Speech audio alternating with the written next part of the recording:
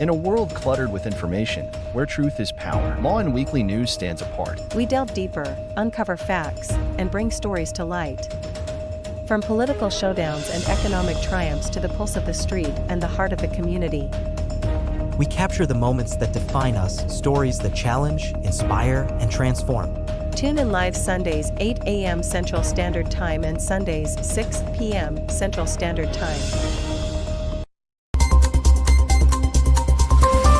These are Lawin headlines for this week. Texas legislators aim for more protection for death penalty defendants after Trump order. Substitute bus driver accused of kidnapping children from Campbell Elementary. Ex-Texas FBI worker sentenced to home confinement in PPP fraud case. Tuberculosis outbreak confirmed in Kansas. Trump administration lifts freeze on federal grants amid confusion. Philippine Consulate General, Council member Tiffany Thomas explore collaborative efforts in Houston. Dwayne Wade says cancer surgery resulted in the removal of 40% of his kidney. Households tribute for actress Gloria Romero. And these headlines are brought to you by Lawin. I am Neska. And I'm MJ.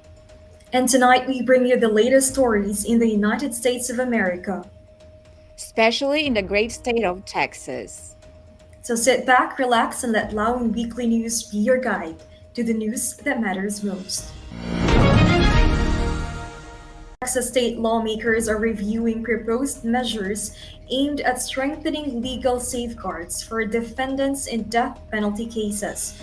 This legislative effort comes in response to a 2020 executive order signed by President Donald Trump titled Restoring the Death Penalty and Protecting Public Safety, which called for increased use of capital punishment and set forth directives for the U.S. Attorney General.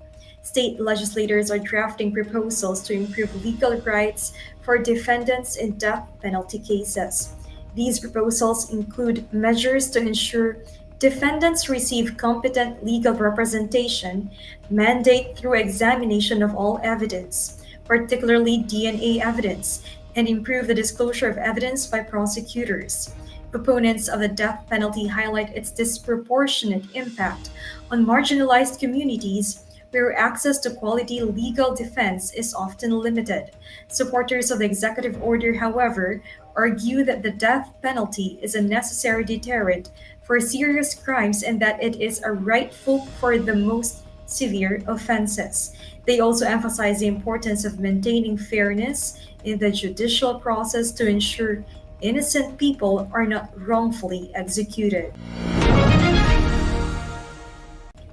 Reports indicate that many new mothers in Texas are unaware that they qualify for extended Medicaid coverage.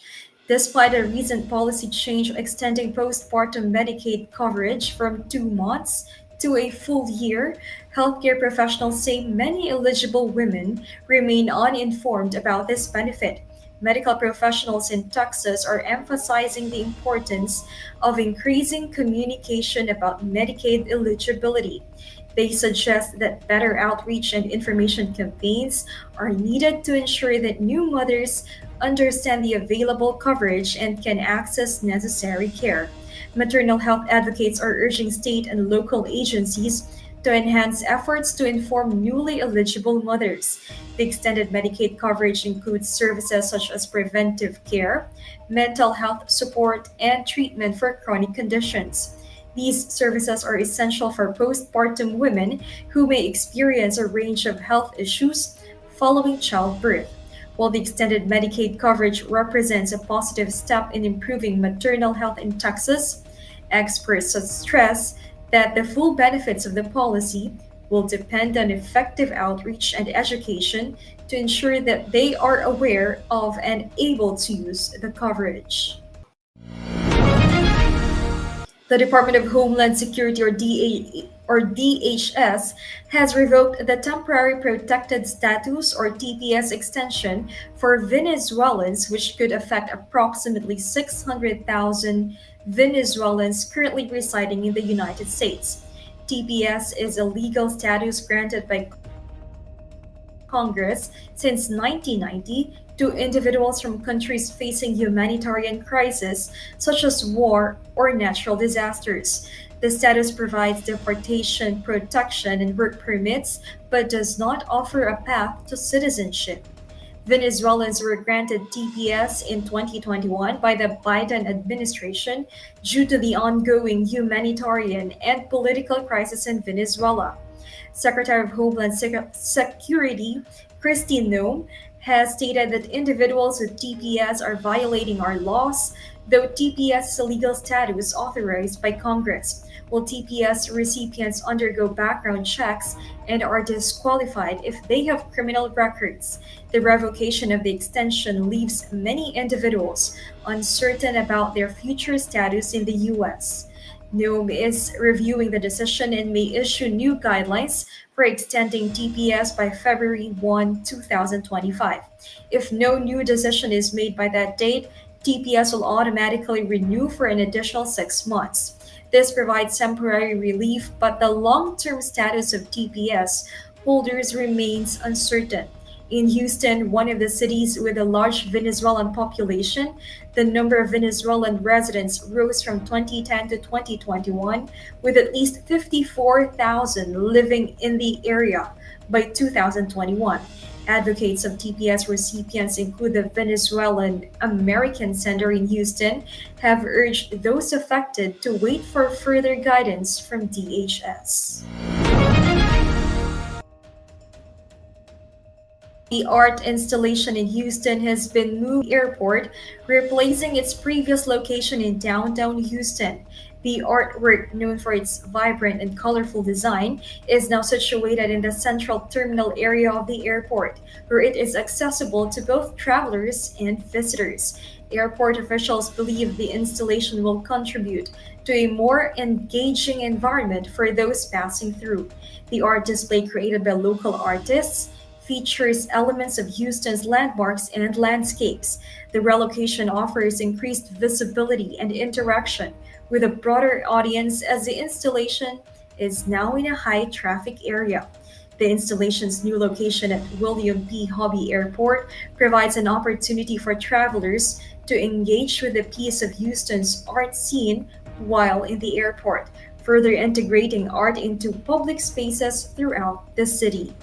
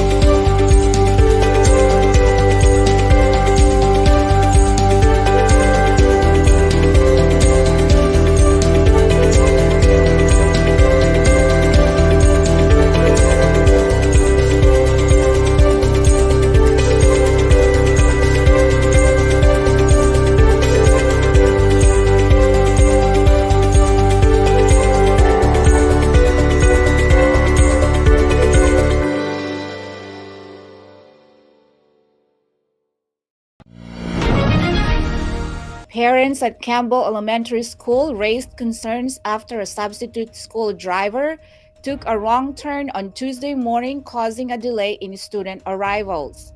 The incident led some parents to describe the situation as a kidnapping, prompting widespread anxiety. Austin Independent School District clarified that the driver had simply become lost.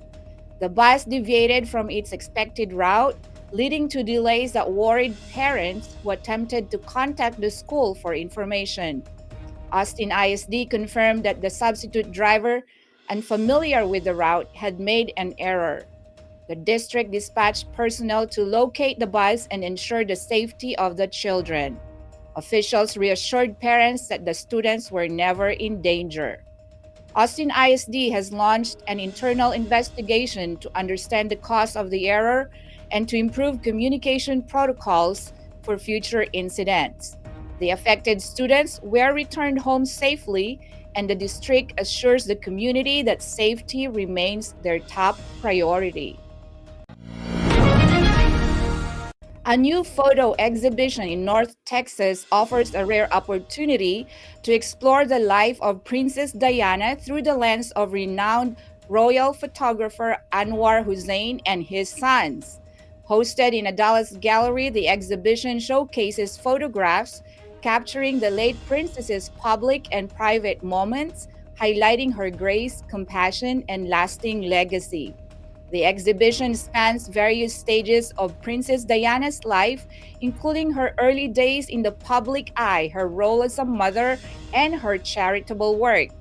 Highlights include images of engagement and wedding to Prince Charles, candid moments with her sons, Prince William and Prince Harry, and shots of her humanitarian efforts, such as her visits to hospitals and campaigns against landmines. In addition to the known photos, the exhibition offers intimate, lesser seen images that reveal a more personal side of Diana, showing her away from the public gaze. Scheduled to run for several weeks, the exhibition allows visitors to connect with Princess Diana's enduring influence and her impact worldwide, providing a unique chance to appreciate her legacy through the eyes of those who documented her most defining moments. A former employee of the Federal Bureau of Investigation in Texas was sentenced in a San Antonio federal court for wire fraud related to the Paycheck Protection Program. The court sentenced the individual to 3 months of home confinement and 5 years of probation. The Paycheck Protection Program was implemented to help businesses retain their workforce during the pandemic's economic impact. However, some individuals, including the former FBI employee, exploited the program for personal gain. The individual was accused of submitting false information to obtain PPP funds intended for legitimate business operations. Investigations revealed discrepancies in the application process, leading to the charge of wire fraud. Authorities are continuing to review the effectiveness of relief programs and strengthen oversight measures to prevent further exploitation. Kansas City is facing the largest recorded tuberculosis outbreak in U.S. history, with 67 active cases and 79 latent infections confirmed. The outbreak, which began in January 2024, has resulted in 2 deaths. The Kansas Department of Health and Environment, KDHE, alongside the CDC, is working to contain the spread with local health departments offering free testing. Most cases have been reported in Wyandotte and Johnson counties, and health officials have emphasized the low risk to the general public. The CDC notes a slight national increase in TB cases, but the U.S. maintains one of the lowest TB rates globally. Health officials continue to monitor the situation and encourage individuals to complete TB treatment courses. Public health experts are particularly concerned about higher risk settings such as shelters and prisons, where transmission is more likely. The KDHE is collaborating with federal agencies to manage the outbreak and prevent further cases. In a world filled with fleeting moments, there's beauty waiting to be captured. My name is Christian, and I specialize in immortalizing your most precious memories.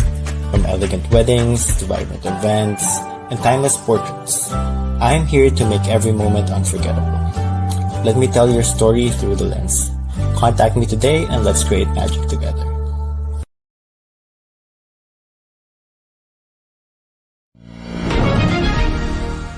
The White House confirmed on Wednesday that it has rescinded a memo issued by the Office of Management and Budget or OMB that caused widespread confusion and disruption within federal agencies. The memo, which temporarily halted the processing of federal grants, created uncertainty across government departments, many of which rely on timely grant disbursements to fund ongoing projects. The original memo instructed agencies to pause issuing federal grants, leading to a state of stasis as departments scrambled for guidance. The freeze came at a crucial time for many programs that depend on federal funding, from scientific research to social services for vulnerable communities. Stakeholders, including state governments and nonprofits, voiced concerns about the potential delays and disruptions the pause could cause to essential services. The White House's decision to rescind the memo brought relief to affected agencies and external stakeholders. Despite the lack of additional context from the White House, the rescission allowed for the resumption of critical functions within federal departments. President Ferdinand Marcos Jr. has announced plans to visit Washington for a meeting with U.S. President Donald Trump. The visit, aimed at addressing key issues between the two nations, comes in the wake of the recent deportation of 24 Filipino immigrants from the United States who were allegedly involved in criminal activities. The deportation of the Filipino individuals has raised questions about how Filipino nationals are treated under U.S. immigration laws.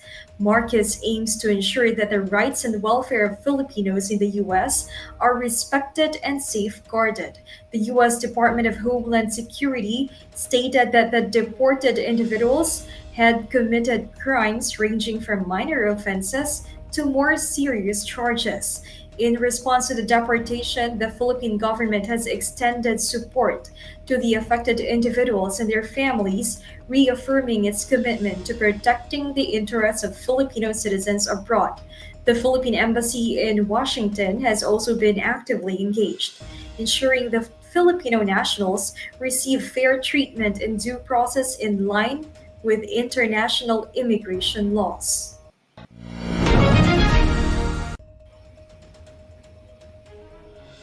The Spanish government and local municipalities have introduced new regulations aimed at addressing the growing concerns surrounding short-term rental properties, particularly those listed on platforms such as Airbnb.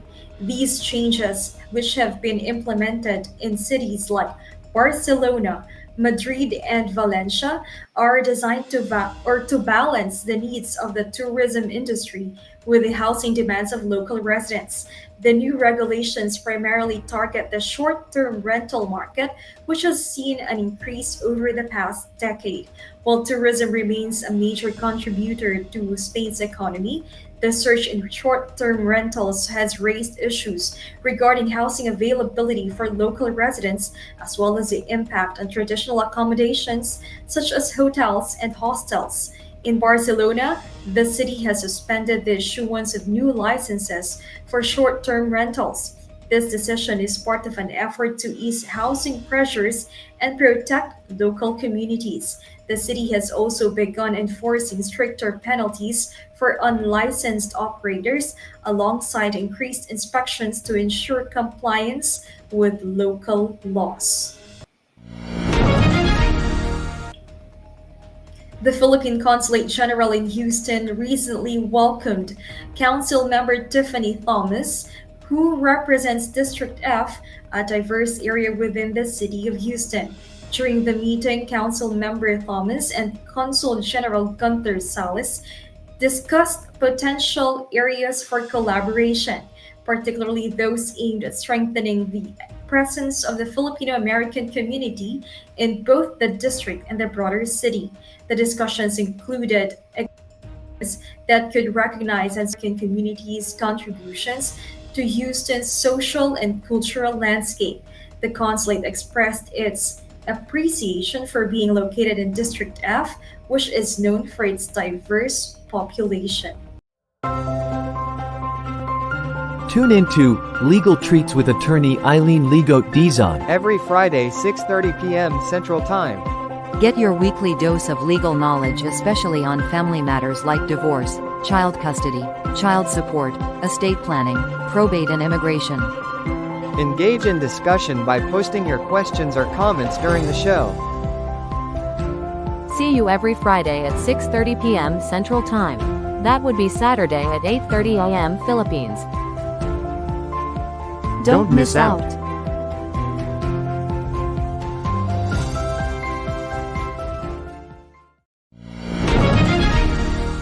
Basketball legend Dwayne Wade, 43, disclosed that a cancer diagnosis led to the removal of 30% of one of his kidneys. Wade shared the news during an episode of his podcast, The Why with Dwayne Wade, revealing how his health journey unfolded.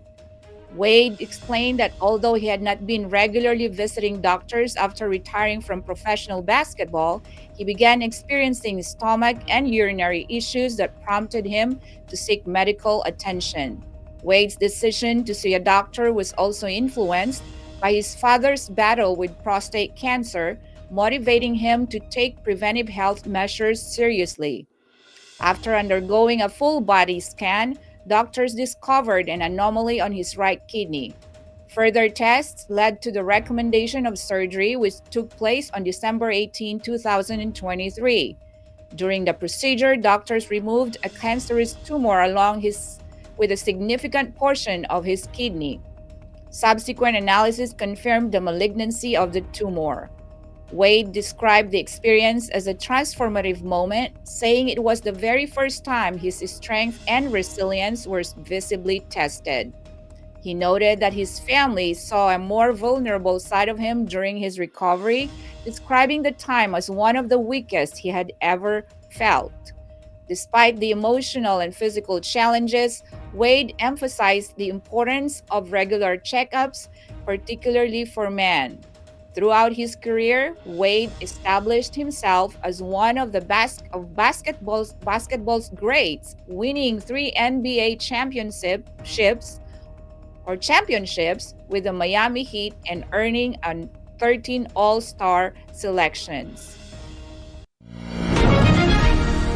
Filipino boxer Nesty Petesio has confirmed her intention to compete in the upcoming Los Angeles Olympics, reigniting her pursuit of an Olympic gold medal. Petesio's decision comes after her participation in the Paris Olympics, where she initially suggested it could be her last Olympic appearance. However, following her second consecutive miss of the gold medal, her determination has only grown stronger. While Petesio had previously hinted that the Paris Olympics could mark the end of her career, the disappointment of falling short once again has prompted her to reconsider retirement plans. This setback has fueled her desire to continue competing, with her eyes set on the next Olympic Games in Los Angeles. Petesio's decision to continue her Olympic journey is motivated by her ongoing dream of securing an Olympic gold. As one of the Philippines' most accomplished athletes, Petesio is focused on overcoming the challenges that have prevented her from reaching the top of the podium. She has emphasized the feeling of unfinished business, which has driven her to make another Olympic bid. With a track record of international achievements, Petesio plans to focus her efforts on preparing for the Los Angeles Olympics. As for the Los Angeles Olympics draw closer, Petesio will face new and challenging competitors. Petesio's announcement adds excitement to the Los Angeles Olympics as athletes from around the world prepare to compete for the prestigious honor of becoming or being crowned Olympic champion.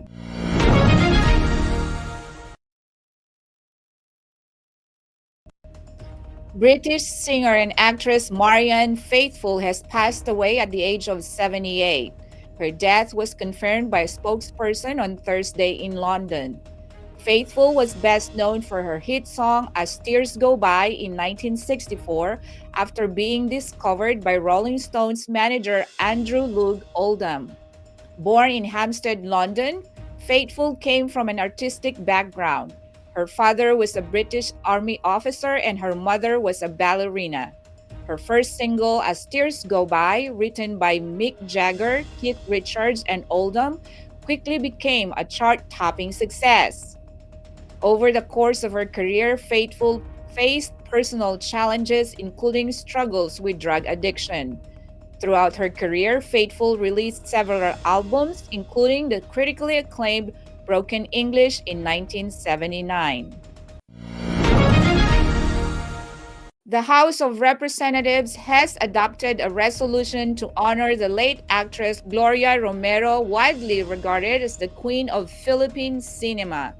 House Resolution number 2198, introduced by Cavite Representative Lani Mercado Revilla and her sons Brian Revilla and Ramon Jolo Revilla, was consolidated with a similar resolution from Quezon City Representative Juan Carlos. The lawmaker expressed their condolences to Romero's family during a plenary session and paid tribute to her significant contributions to the Philippine film and television industry. Romero, who passed away at the age of 91, was a beloved figure in the entertainment world, known for her versatile acting career that spanned decades. Throughout her career, Romero was admired for her ability to adapt to changing times and remain relevant in an evolving industry. As we brace ourselves for the upcoming weather changes, let's dive into what you can expect day by day. Whether you're planning outdoor activities or just preparing for the week, we've got you covered with the most latest forecast. Stay tuned with us as we take a closer look at the weather patterns that will impact our region. Remember, here at Lawin Weekly News, to the stormiest forecasts. Here's the weather forecast for Houston, Texas, from February 2nd to February 9th by Lawin Weekly News. Sunday, February 2nd, sunny, high of 78 degrees Fahrenheit, low of 60 degrees Fahrenheit. Expect mild and pleasant weather. Monday, February 3rd, partly sunny, high of 79 degrees Fahrenheit, low of 67 degrees Fahrenheit. The day will be warm, nearing record temperatures. Tuesday, February 4th, partly cloudy with scattered thunderstorms, high of 80 degrees Fahrenheit, low of 66 degrees Fahrenheit. Another warm day with occasional rain. Wednesday, February 5th, partly cloudy with isolated showers, high of 79 degrees Fahrenheit, low of 68 degrees Fahrenheit. Very warm with variable cloudiness. Thursday, February 6th, cloudy with a chance of showers, high of 80 degrees Fahrenheit, low of 66 degrees Fahrenheit. Foggy in the morning with warm conditions. Friday, February 7th, partly cloudy with early showers, high of 80 degrees Fahrenheit, low of 68 degrees Fahrenheit. A mix of sun and clouds during the day. Saturday, February 8th, partly cloudy with morning showers, high of 80 degrees Fahrenheit, low of 67 degrees Fahrenheit. Warm with clearing skies later in the day. And this is Lawin Weekly weather forecast for Houston, Texas.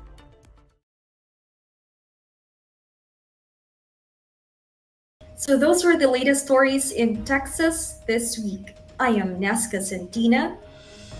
And I'm MJ Concepcion from Lawin Weekly News. Have a great day. Lawin Weekly News.